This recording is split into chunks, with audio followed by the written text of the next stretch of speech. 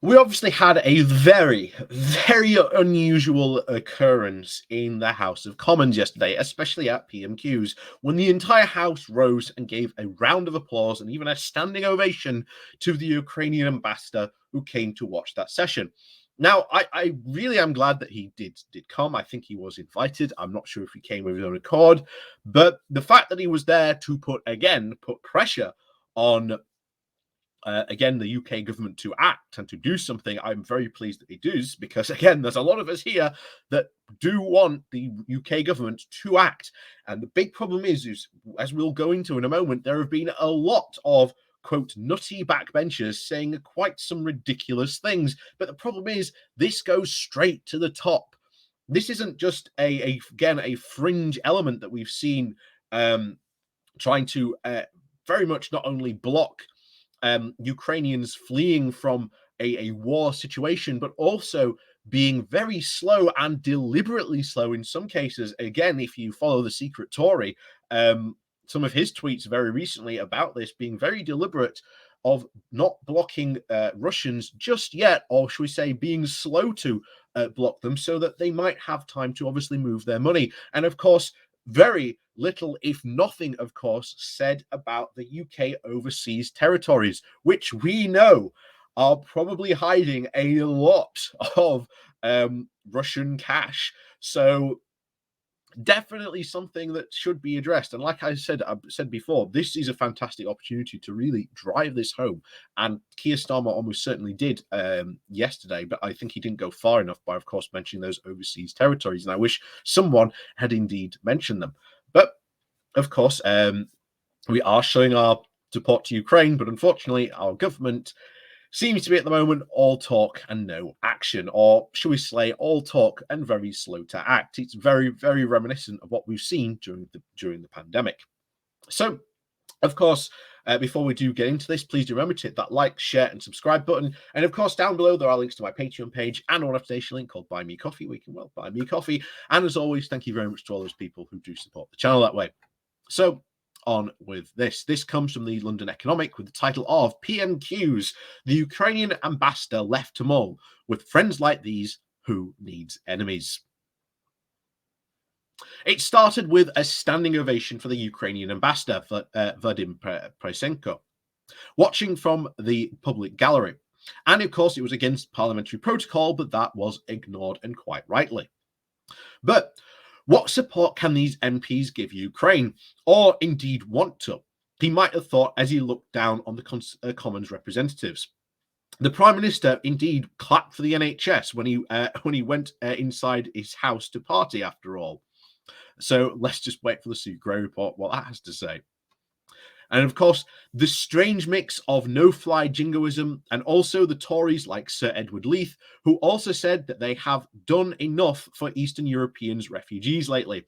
Surely you just can't have both, of allowing World War III to break out over their land, but also not let the few survivors in as they flee. Or perhaps the ambassador was keen to look over at Kevin Foster MP, who offered Ukrainian refugees to pick fruit on British farms. And of course, don't get me wrong, there are many Tory MPs horrified at the conflict, but the problems go all the way to the top. It's not just some nutty Tory backbenchers spouting off. The MP was asked numerous times to waive all visa requirements for those fleeing the conflict, as the EU had, but he refused. Beware, he said, the theatre of war, and I said that 3 times today. So expect to hear that a lot more from his gob.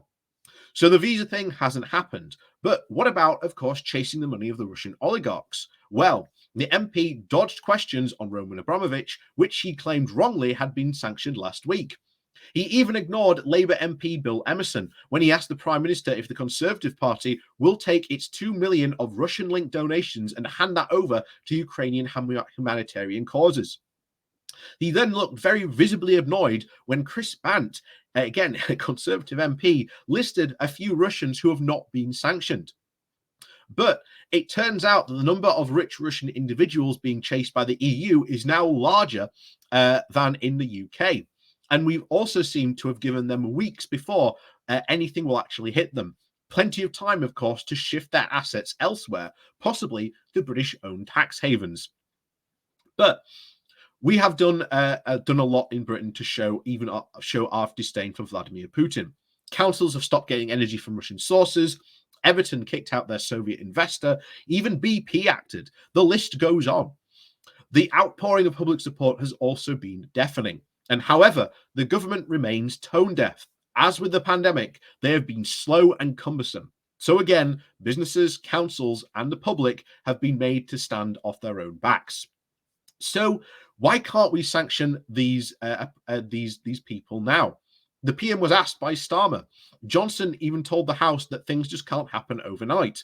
And I don't know about you, but how many times have you gone over your overdraft, been refused the money, and then got hit with a charge for the pleasure of it?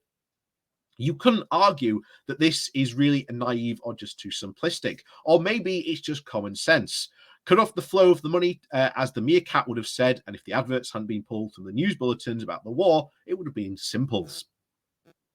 The Labour leader also wanted to know why the economic crime bill, which is to be voted on next week, will likely pass, gives an 18-month grace period before shell companies of the Luxembourg properties have to reveal who they are really owned by. Is the problem that if the government lifts the lid on Russian oligarchs, it will also uncover all the other dodgy money and true owners of large swathes of our capital city? You wonder how many MPs with fingers in the till or even on the benches were squirming in their seats at the idea of this. A lot of the upscale properties appearing on Zoopla in the next year or so are the only problem is the only people who can actually afford them are the other crooks with even dodgier money.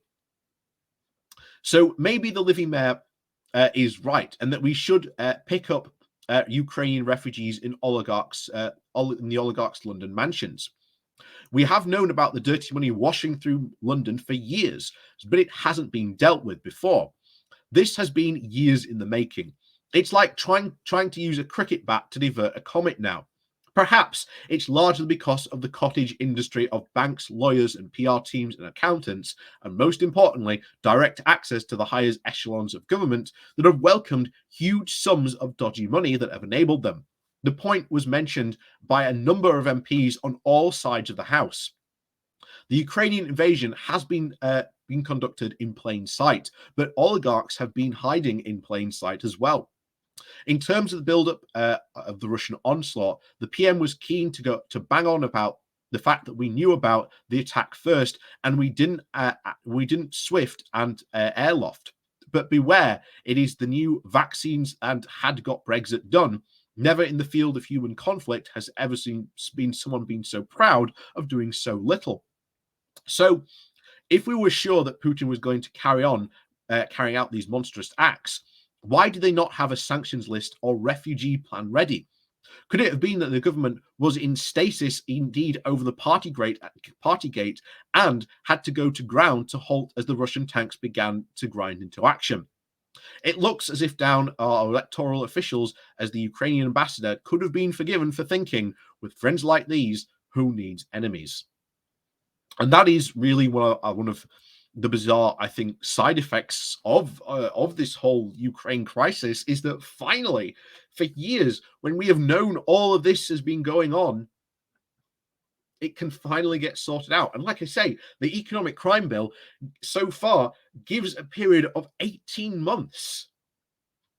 So that's an entire year for all these dodgy assets and business owners to sell off all their London properties to probably somebody else that, or even another shell company, who knows. Again, it's pathetic. It really is, like I say, and I do hope that Labour, indeed even the Lords, do give them heck over this and put in some real good stuff to hopefully make this a proper economic crime bill. But I am glad that finally attention is being brought to this and action is finally starting to happen. So, as always, thank you very much to those people who do support the channel. Like I say, please do remember to click the like and share button on your way out. And of course, if you are new to the channel, there is the subscription button as well, where you can subscribe to the channel. And of course, down below, there are links to my Patreon page and an affiliation link called Buy Me Coffee, where you can buy me coffee. And also the YouTube memberships are open down below as well, too. So, as always, Thank you very much for watching, and we'll see you all next time.